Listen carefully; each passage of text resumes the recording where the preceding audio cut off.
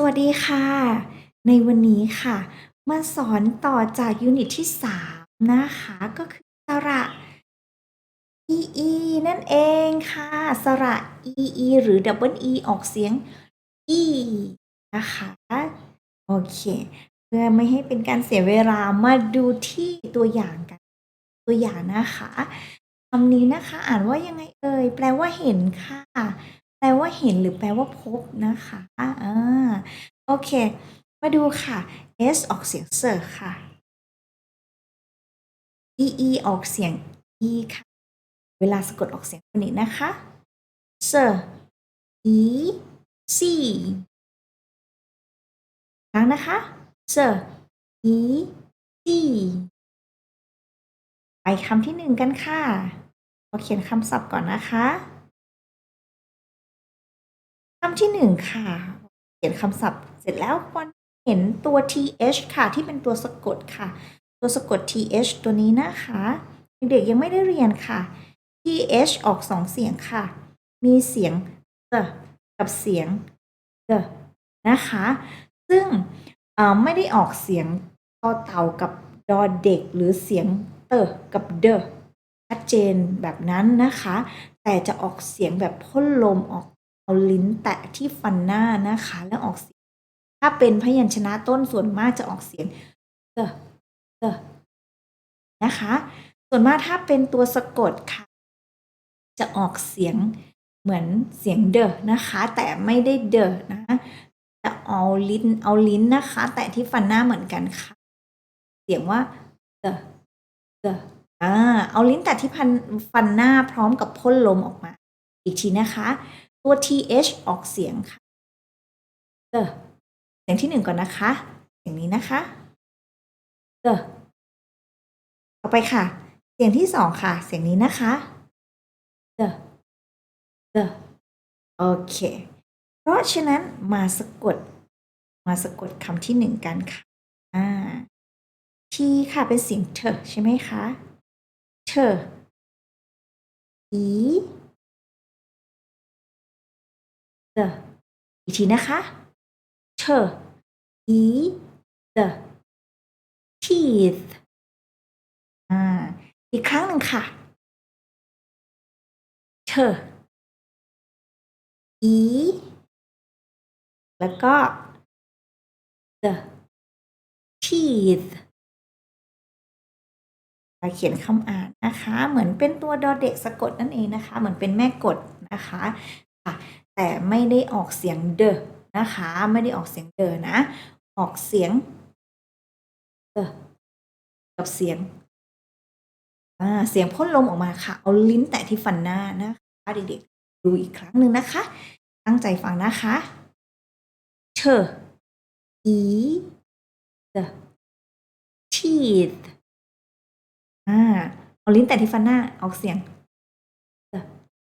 นี่นะคะ ถ้าออกเสียงออกเสียงว่ากับเสียงไม่ได้ยากเลยนะคะ ลองฝึกกันดูนะคะ ต่อไปค่ะคำที่2ค่ะ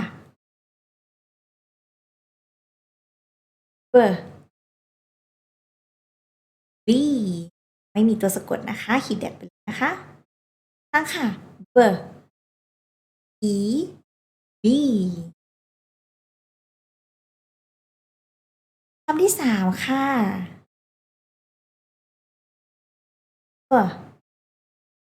e l fill ครั้งนะคะ e l fill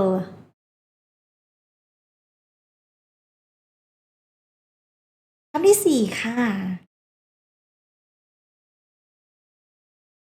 e ออกเสียงนะคะe l fill ครั้งค่ะe l fill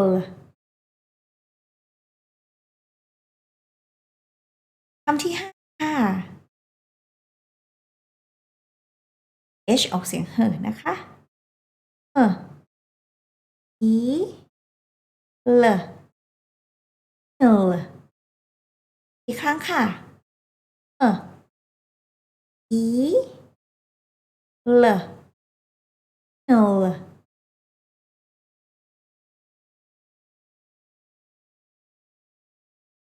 ต่อมาค่ะคำที่6นะคะ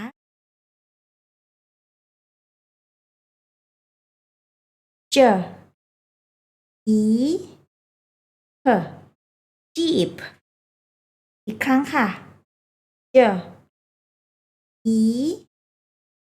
เ jeep คำที่7ค่ะที่7นะคะกดว่าเ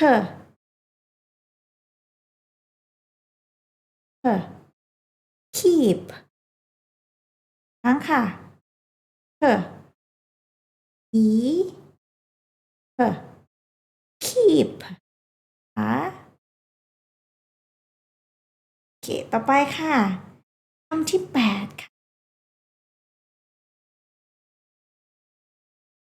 มาสะกดออกเสียงโฟนิกค่ะ b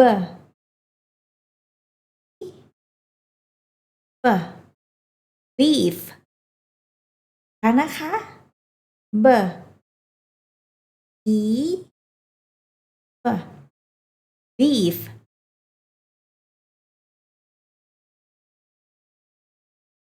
ต่อมาคำที่9ค่ะ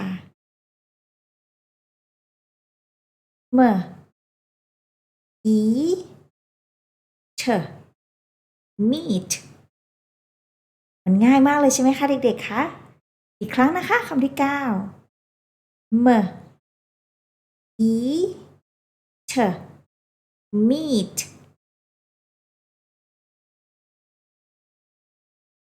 คำที่10ค่ะสะกดว่า d e p deep ครั้งนะคะ d e p deep คำที่11แล้วค่ะ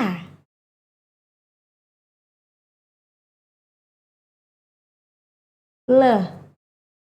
e k leak อีกครั้งค่ะ l e k leak โอเคสระe นะคะ ออกเสียง e ตอนนี้ก็จบแล้วนะคะ ขอฝากเด็กๆทุกคนนะคะไปฝึกท่องมาด้วยนะคะ ถ้าเราอ่านได้แล้วเราก็ต้องท่องคำศัพท์ด้วยนะคะ โอเค วันนี้เท่านี้ก่อนนะคะเด็กๆค่ะสวัสดีค่ะ